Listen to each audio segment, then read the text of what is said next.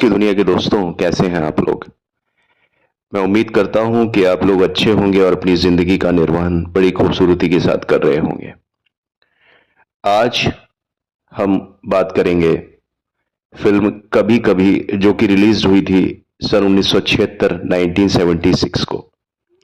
उस फिल्म में आपने देखा होगा सभी जगह बहुत अच्छा हरियाली और कश्मीर की वादियां और सब कुछ बहुत अच्छा, जैसा कि अमूमन यश चोपड़ा साहब की फिल्मों में होता है।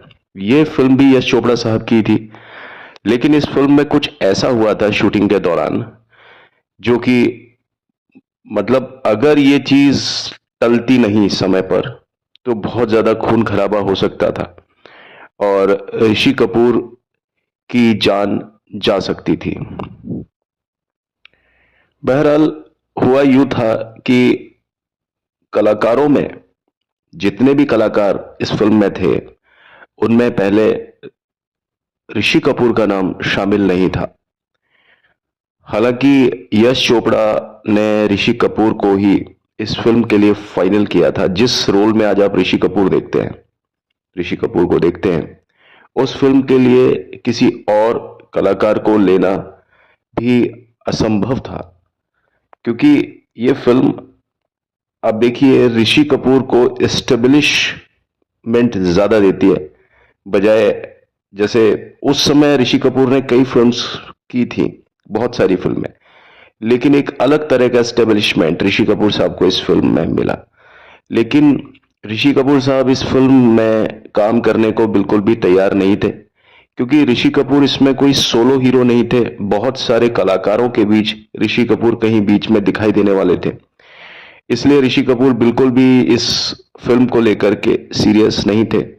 कोशिशें उनकी ये थी कि वो इस फिल्म में बिल्कुल भी काम ना करें।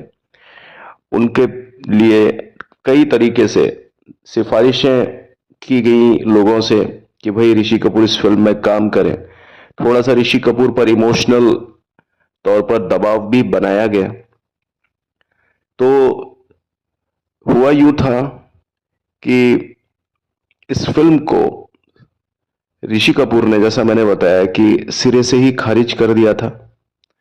और उस समय ऋषि कपूर की फिल्म बॉबी रिलीज हो चुकी थी और उसी फिल्म के समय समकालीन रूप से अमिताभ बच्चन का पदार्पण भी हुआ फिल्म जंजीर से।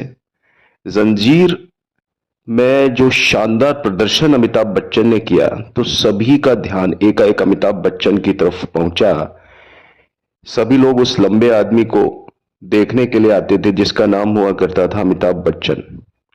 तो ऋषि कपूर ने भी अमिताभ को देखा, अमिताभ को नजदीकी से जानने की कोशिश की।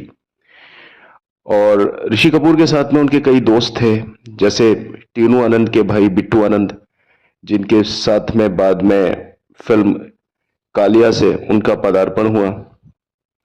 टीनू आनंद स्वयं खुद और कैमरामैन सुदर्शन नाग, ये तीन चार दोस्त हुआ करते थे। तो इन सभी ने अमिताभ बच्चन के काम की बहुत ज्यादा प्रशंसा की जंजीर फिल्म को देख करके।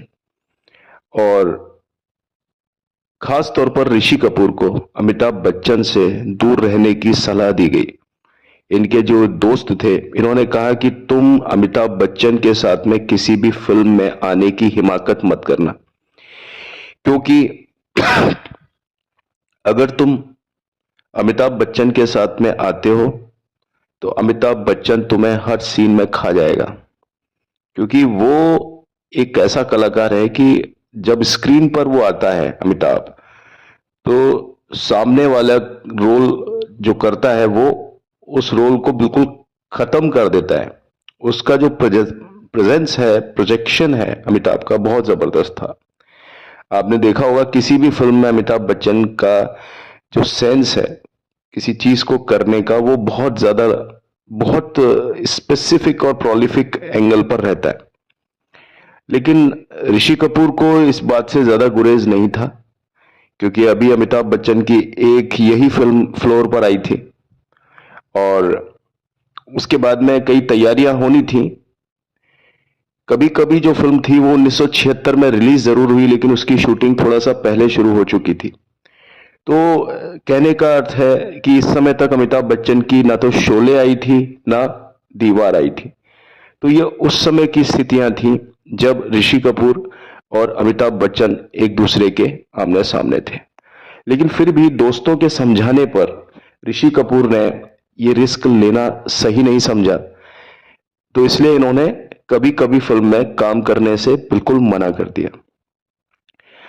और ऋषि कपूर खुद बताते हैं कि मेरा अमिताभ बच्चन से कोई लेना देना नहीं था, मैं उनके साथ में किसी भी तरह का कोई कंपटीशन नहीं कर सकता था, और मुझे इस चीज में कभी कोई चीज मतलब दिलचस्पी भी नहीं थी कि मैं अमिताभ बच्चन के साथ में मेरा कोई कंपटीशन हो। और जब इनको स्क्रिप्ट सुनाई गई थी, इनको अपना रोल सुनाया गया था, ऋषि कपूर साहब को तो इन्हें अपना रोल पसंद भी नहीं आया था। मैं बात कर रहा हूं फिल्म कभी कभी की। लेकिन फिल्म इंडस्ट्री में इस बात की चर्चा बड़ी जोरों शोरों से पहुंच चुकी थी कि अब एक फिल्म आ रही है जिसमें यश चोपड़ा ऋषि कपूर के साथ काम करेंगे। बहरहाल धर्मेंद्र और राजेश खन्ना के नाम की भी चर्चा इस फिल्म में हो रही थी कि भाई ये लोग भी इस फिल्म में काम करेंगे। यश चोपड़ा ने जब इस फिल्म के लिए ऋषि कपूर को कहा कि भाई ये फिल्म कर लो, तो ऋषि कपूर को तो खैर इस फिल्म को स्वीकार करना ही था। तो उन्होंने इस फिल्म के लिए उनको एक चीज बोली कि अगर आप मुझे नीतू सिंह वाला जो हिस्सा है, जो काम नीतू सिंह कर रही है इस फिल्म में, अगर वो रोल अगर आप मुझे देंगे तो मैं फिर भी सोच सकता हूं। और इतना कहने के बाद में ऋषि कपूर साहब चले गए पेरिस। पेरिस जहां पर प्रमोद चक्रवर्ती की फिल्म बारूद की शूटिंग हो रही थी। तो ऋषि कपूर उस फिल्म के लिए ज्यादा इंटरेस्टेड थे, और ये कह करके वो चले गए। और यश चोपड़ा इस बात को लेकर के हैरानी में थे कि ऋषि कपूर मेरी फिल्म के लिए इंटरेस्टेड नहीं है, मैं यश चोपड़ा हूं। और वो प्रमोद चक्रवर्ती के पास चले गए। और ऋषि कपूर को खुद को भी इसके लिए नहीं मालूम था कि फाइनेंसर गुलशन राय ने जितने भी उनके यंगस्टर, जितने भी युवा दर्शक जो थे, उनको आकर्षित करने के लिए विशेष रूप से ऋषि कपूर को इस फिल्म में लिया जाना था। क्योंकि जो नए युवा आइकन जो थे वो ऋषि कपूर ही थे। और ऐसा लग रहा था उस समय, जैसा कि ऋषि कपूर ने बताया, कि वो फिल्म यानी कभी कभी ऋषि कपूर के अलावा बन नहीं सकती है।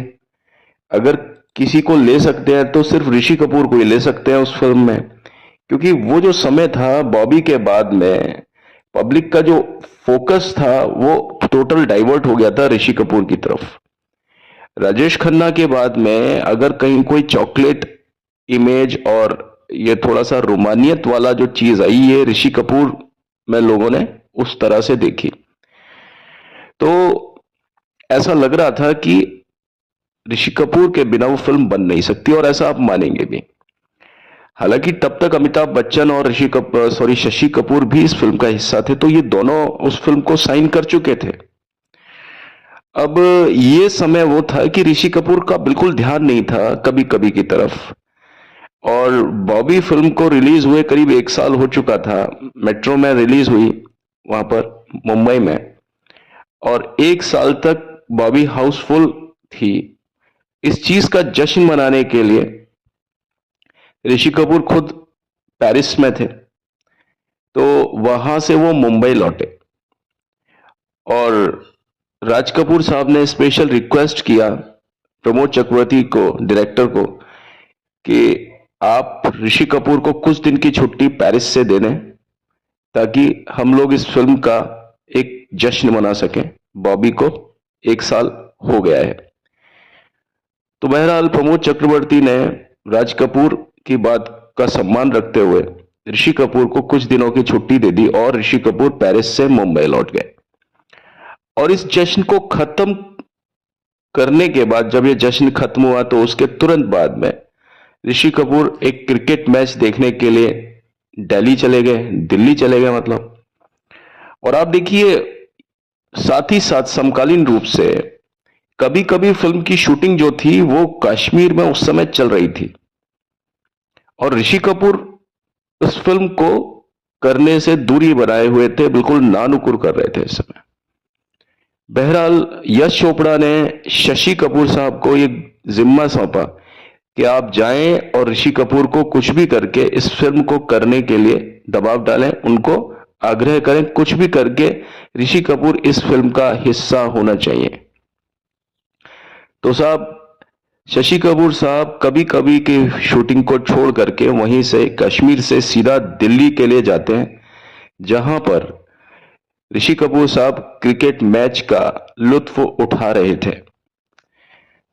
हालांकि इससे पहले कभी भी शशि कपूर साहब ने ऋषि कपूर साहब की लाइफ में, ना उनके करियर में किसी भी तरह का कोई इंटरफेरेंस, कोई इंटरवीन या कोई हस्तक्षेप कभी नहीं किया। लेकिन यह पहली बार ऐसा था कि शशि कपूर साहब ने ऋषि कपूर को कहा खास तौर पर कि तुम इस फिल्म को कर क्यों नहीं लेते, और उन्होंने बहुत ज्यादा रिक्वेस्ट की। और ऋषि कपूर सभी का बहुत ज्यादा सम्मान करते हैं और शशि कपूर के लिए उनके दिल में एक अलग किस्म की जगह है। तो अब शशि कपूर ने जब उनको थोड़ा रिक्वेस्ट किया, थोड़ा दबाव बनाया, तो इसके आगे ऋषि कपूर ने घुटने टेक दिए और आखिरकार कभी कभी फिल्म का हिस्सा बनने के लिए ऋषि कपूर साहब भी तैयार हो गए। लेकिन उन्होंने कहा कि भाई मैं इस फिल्म में ज्यादा दिन की शूटिंग नहीं करूंगा, 1 या 2 दिन काम करूंगा और वहां से मैं वापस चला जाऊंगा। चाहे मेरी कोई फिल्म की शूटिंग उस समय चल रही हो चाहे नहीं चल रही हो, लेकिन कभी कभी फिल्म के लिए मैं ज्यादा टाइम नहीं दूंगा, सिर्फ 1 या 2 दिन। क्योंकि ऋषि कपूर साहब को 2 दिन के लिए मैड्रिड में भी रहना था। अब साहब, ऋषि कपूर साहब पहुंचे श्रीनगर, और दिल्ली से मुंबई और फिर मैड्रिड की अगली उड़ान के बीच यश चोपड़ा ने ऋषि कपूर से बिना रुकवाए एक के बाद एक सीन करवाए, क्योंकि ऋषि कपूर ने कहा कि मेरे पास 2 या 3 दिन का समय है। तो ऋषि कपूर के जितने भी सीन्स आप कभी कभी फिल्म में देखते हैं, वो लगातार शूटिंग की है उन्होंने 2 या 3 दिन में। करीब 12 या 13 सीन अलग अलग ऋषि कपूर के एक के बाद एक टेक हुए और सब परफेक्ट हुए। अच्छी शुरुआत के बाद में जब यश जी और ऋषि कपूर आमने सामने आए और इस तरह से उनका एक प्रोफेशनल, एक एक जिसको बोलते हैं कि एक कमरेडरी बना उनका, वहां पर ऋषि कपूर ने यश चोपड़ा को जाना और यश चोपड़ा ने ऋषि कपूर को जाना। और कभी कभी का एक सीन था, एक रियल में एक इंसिडेंट था, बड़ा खतरनाक इंसिडेंट था, वो भी मैं आपको बता रहा हूं। कभी कभी फिल्म थी, जैसा मैंने आपको बताया, कश्मीर में पूरा उनका फिल्मोग्राफी हुआ था, और उस समय तक यश चोपड़ा स्विट्जरलैंड नहीं जाया करते थे, वो कश्मीर में ही शूट किया करते थे। इसलिए अधिकांश तौर पर यश चोपड़ा की जो फिल्में होती थी वो उनकी यूनिट कश्मीर में ही पड़ी रहती थी। और ऐसा नहीं था कि सिर्फ यश चोपड़ा की फिल्म, उस समय कश्मीर एक गढ़ हुआ करता था फिल्म इंडस्ट्री का। किसी ना किसी फिल्म की शूटिंग वहां सैकड़ों की तादाद में फिल्म शूटिंग चलती थी हमेशा। अब बॉबी के बाद में यह पहली फिल्म थी जिसकी शूटिंग ऋषि कपूर साहब कर रहे थे। और वहां पर एक होटल था जिसका नाम था होटल ओबेरॉय, श्रीनगर में। तो कभी कभी की योजना 2 महीने की शुरुआत से अंत तक की योजना के रूप में बनाई गई, लेकिन क्योंकि ऋषि कपूर ने सीधे तौर पर हां नहीं की थी, इसलिए इसको बनाने में थोड़ा सा ज्यादा समय लग रहा था। और ऐसा नहीं था कि ऋषि कपूर के 13-14 सीन थे लगातार उन्होंने किए और वहां उनका काम खत्म हो गया। इसके बाद में भी ऋषि कपूर का काम अलग अलग 7 उन्होंने यात्राएं की, करीब जर्नी की, यहां से वहां करीब 7 बार उनको आना पड़ा कश्मीर में, अलग अलग लोकेशन से। कभी मैड्रिड से आते थे, कभी मुंबई से आते थे। तो इस तरह से बड़ी ही मतलब और कलाकार तो वहां फुर्सत में थे। यश चोपड़ा की फिल्मों में क्या होता है कि कलाकार जो होते हैं वो एक ही जगह पर जाकर के रहते हैं और वहीं से ही वो शूटिंग करते हैं। वो कलाकार उस समय किसी और फिल्म में काम नहीं कर पाता। जैसे मान लीजिए कश्मीर में पूरी यूनिट चली गई, वहां पर शशि कपूर साहब भी थे, वहां पर अमिताभ बच्चन भी थे और फिल्म के सभी कलाकार कश्मीर में ही रह रहे थे होटल्स में। लेकिन ऋषि कपूर साहब वहां परमानेंटली नहीं थे, वो सिर्फ साइड में ही उस फिल्म को ध्यान दे रहे थे कि भाई कहीं से आना और फिर शूटिंग करना, फिर चले जाना, फिर ये करना करना। मतलब वो अंत तक इस चीज के लिए इंटरेस्टेड नहीं थे। अब ये पहली बार ऐसा था कि कश्मीर में वो समय ऐसा था कि फिल्म इंडस्ट्री में पहले कश्मीर को एक अलग दृष्टि से देखा जाता था। बड़ा होता था कि भाई जन्नते जमीन जो है वो कश्मीर को माना जाता था, कि अगर दुनिया में स्वर्ग है तो वो कश्मीर है और कश्मीर के अलावा कुछ नहीं है। ये पहला एक इत्तेफाक था जब यहां पर राजनीतिक अशांति का माहौल देखा गया और भारत विरोधी भावनाओं की शुरुआत इस समय तक हो चुकी थी। पहलगाम जो जगह थी, वहां नसीम और नीतू सिंह और ऋषि कपूर पर कुछ गाने फिल्माए गए और शूटिंग के आखिरी दिन, सारी शूटिंग हो चुकी थी, बस आखिरी दिन एक जो जन्मदिन था ऋषि कपूर का उस समय जो आया था। अब देखिए, जब ऋषि कपूर उस फिल्म की शूटिंग कर रहे थे 1976, तो वो जो सेलिब्रेशन था उनके जन्मदिन का, वो बहुत ज्यादा एक मनहूस घड़ी थी ऋषि कपूर साहब के लिए। अगर वो घड़ी टली ना होती तो हो सकता है कि ऋषि कपूर के जन्मदिन वाले दिन ही ऋषि कपूर का स्वर्गवास हो चुका होता। ये मैं आपको कोई बात मजाक में नहीं कह रहा हूं, ये बात सच्ची थी। क्योंकि हुआ यूं था कि यश चोपड़ा ने जब ये जाना कि ऋषि कपूर का आज जन्मदिन है, तो उन्होंने पार्टी के लिए पूरा अरेंजमेंट किया। बहुत अच्छी एक पार्टी रखवाई जो कि यश चोपड़ा साहब करते हैं हर एक कलाकार के लिए। और इस पार्टी के आयोजन के लिए उन्होंने दिल्ली से कुछ जूनियर आर्टिस्ट भी मंगवाए और वो आए और कई छोटे बच्चे भी आए, यूनिट का हिस्सा बने। कुछ प्रेजेंटेशन था, कुछ प्रोग्राम था, तो उन्होंने पूरे आर्टिस्ट को दिल्ली से बुलाया क्योंकि वो फिजिबल था दिल्ली से मंगाना, उनको बुलवाना बजाय मुंबई के।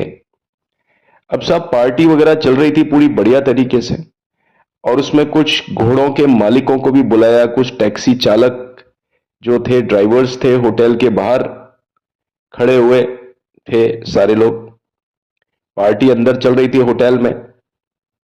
हुआ यूं कि उस पार्टी के दौरान अंदर तो कुछ नहीं हुआ, लेकिन बाहर एक ड्राइवर था जिसने शराब पी रखी थी और बहुत ज्यादा वो नशे में था और वो किसी बात को लेकर के एक घोड़े के मालिक से उसने झगड़ा कर लिया। अब झगड़ा इतना ज्यादा बढ़ गया कि ये बात अंदर यश चोपड़ा साहब को पता चली। तो यश चोपड़ा साहब ने अपने पर्सनल असिस्टेंट, अपने जो सहायक थे दीपक सरीन साहब, उनको बोला कि भाई जाकर के देखो क्या हो रहा है और इस मामले को सुलझाओ। अब दीपक सरीन साहब आए मामले को सुलझाने के लिए, लेकिन उनके जाने के बाद तो स्थिति और ज्यादा खराब हो गई। स्थिति इतनी ज्यादा खराब हो गई, इतनी नौबत आ गई कि आप देखिए कि मारकाट की स्थिति मच गई वहां पर। हजारों लोगों की भीड़ ने उस पूरे होटल को घेर लिया और होटल पर पत्थर और आग के गोले फेंकने लगे और आप समझिए कि बहुत ज्यादा अफरा तफरी मच गई, बहुत जबरदस्त। भीड़ दीपक सरीन के खून की प्यासी हो चुकी थी और इतनी ज्यादा उग्र थी कि यूनिट का एक एक बंदा, वहां पर जितने भी लोग थे, वो अपनी अपनी जान बचाने के लिए भाग रहे थे।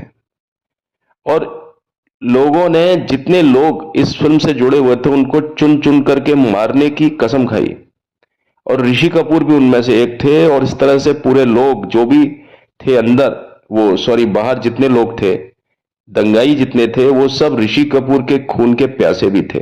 कुछ बात इतनी ज्यादा बढ़ गई थी कि बस।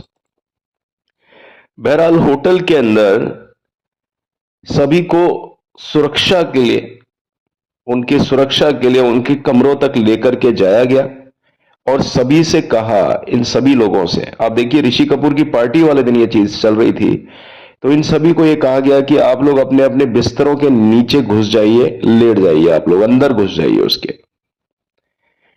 और कमरों को बाहर से लॉक कर दिया गया और कमरों की जो खिड़कियां थी उन पे पर्दे वगैरह लगा दिए गए। आप समझिए बहुत जल्दी लोग बाग इतने ज्यादा खून के प्यासे हो गए इन लोगों के कि लोगों ने खिड़कियां तोड़ दी और पूरा का पूरा होटल एक तरीके से जल करके खाक हो गया। किसी तरह से इन लोगों को बचाया गया, लोग बाग आग वाग लगा करके भाग गए, पूरा होटल जल गया।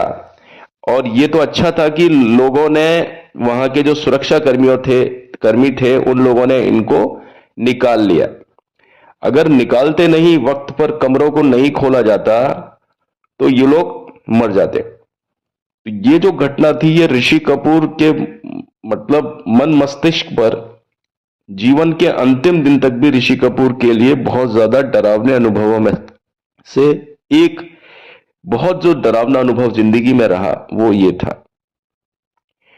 और उस समय नौबत इतनी ज्यादा आ गई, इतनी ज्यादा आ गई कि उस समय जो एक संपर्क सूत्र थे नजीर बख्शी साहब, उनको इस मामले में मुख्यमंत्री, जो वहां के उस समय तत्कालीन मुख्यमंत्री थे शेख अब्दुल्ला, उनसे संपर्क करना पड़ा। और वहां पर बाकायदा सेना बुलाई गई। अगर सेना नहीं आती, इंडियन आर्मी नहीं आती वहां, तो ये लोग बच नहीं सकते थे। पूरा होटल को जला दिया था और एक एक इंसान को चुन चुन करके मारने की कस्में खा चुकी थे। और ये बहुत एक बड़ी त्रासद और दुर्भाग्यपूर्ण घटना थी। और घोड़ा मालिकों के जो यूनियन का जो उनका लीडर था, उसने बाद में पर्सनल तौर पर ऋषि कपूर साहब से माफी मांगी। आप देखिए वो फिल्म अधूरी थी, अब इन लोगों ने दोबारा कोशिश की उस जगह पर जाने की। ये जगह थी पहलगाम, जैसा कि मैंने बताया, इसकी दोबारा से शूटिंग की गई उस जगह पर जाकर के। और ये बहुत ज्यादा हिम्मत का काम था। और ये फिल्म लेट इसलिए हो गई क्योंकि इस फिल्म की शूटिंग को दोबारा से करने में करीब 3 साल लग गए। आप देखिए इस फिल्म को 1976 में रिलीज किया गया, और जबकि इसकी जो शुरुआत थी 1973 से हुई थी, किसकी, कभी कभी फिल्म की। 3 साल ये इसी कारण से लेट हुई क्योंकि वहां के जो लोग थे वो गुस्से में बैठे हुए थे बहुत ज्यादा। करीब 3 साल तक मामला जब तक पूरी तरीके से शांत नहीं हो गया, तब तक फिल्म की यूनिट वहां पर पहलगाम पर नहीं पहुंची। 3 साल के बाद में इस फिल्म की शूटिंग को दोबारा से सुचारू किया गया और पूरी फिल्म को ढंग से कंप्लीट किया। इसलिए आपने देखा कई सीन्स जो उसमें हैं वो एक दूसरे के साथ में कनेक्टेड तो लगते हैं, जहां तक बात वादियों की है वहां कनेक्टेड लगते हैं, लेकिन कई बार जैसे कोई कलाकार है, वो एक शॉट में कैसा दिखाई देता है तो दूसरे शॉट में कैसा दिखाई देता है। तो ये जो चीज थी ना, ये उस फिल्म में इसी कारण से आई क्योंकि फिल्म में जो विलंब हुआ था, जो 3 साल का जो गैप आया था ना, तो कारण क्या रहा ये मैंने आपको बताया। और इस वजह से वो फिल्म कहीं कहीं पर लीगल नहीं लग रही है ना। तो ये आज मैं आपके सामने एक किस्सा बता पाया जो कि फिल्म कभी कभी से जुड़ा था। कई बार चीजें वो घटित हो जाती हैं कि हमें ऐसा लगता है कि फिल्म बड़ी शायराना है, ये फिल्म बड़ी काव्यात्मक है, बड़े शांति है, बहुत ज्यादा मतलब होता है ना कि आपने देखा कभी कभी फिल्म में आपने हर चीज को देखा, बहुत सौम्यता है, बहुत ज्यादा एक लाइटनेस है उसमें, रोमांस है, लेकिन उस रोमांस के पीछे की जो कहानी थी, वास्तविकता में कैमरे के पीछे क्या चल रहा था और कितनी ज्यादा स्थिति थी, आप देखिए। उस समय स्थितियां ये भी रही कि अमिताभ बच्चन और ये सब लोग अपनी अपनी जान की अमान चाह रहे थे उस समय, कि किसी तरह से इस शूटिंग से हम लोग निकल जाएं बाहर और फिर हम कुछ सोच पाए। 3 साल के बाद में इस फिल्म ने बचे हुए जो सीन्स थे वो किए, और उसके बाद में 1976 को फिल्म कभी कभी रिलीज हो पाई। तो आज मैंने आपको एक कहानी बताई जो कि वास्तविक कहानी थी, कभी कभी फिल्म के पीछे उस समय कंटेम्प्रेरी रूप से क्या क्या चीज चल रही थी। बहरहाल अभी तो मैं आपसे इजाजत चाहूंगा, अभी तो चलता हूं, लौट के मिलता हूं इस वादे के साथ कि कल आपकी सेवा में एक बार फिर से उपस्थित होऊंगा। मैं आपका दोस्त, आपका होस्ट हेमंत कुमार। लेकिन जाने से पहले मेरी आपसे वही एक रिक्वेस्ट है कि प्लीज मेरे चैनल को लाइक, शेयर, सब्सक्राइब, कमेंट जरूर कीजिए, बेल आइकन को प्रेस जरूर कीजिए प्लीज, और मेरे चैनल को एक बार फिर से मैं रिक्वेस्ट करता हूं, सब्सक्राइब जरूर कीजिए, प्लीज प्लीज प्लीज, मेरी आपसे रिक्वेस्ट है। Take care and have a great time ahead. Thank you very much. मिलते हैं कल। Bye bye.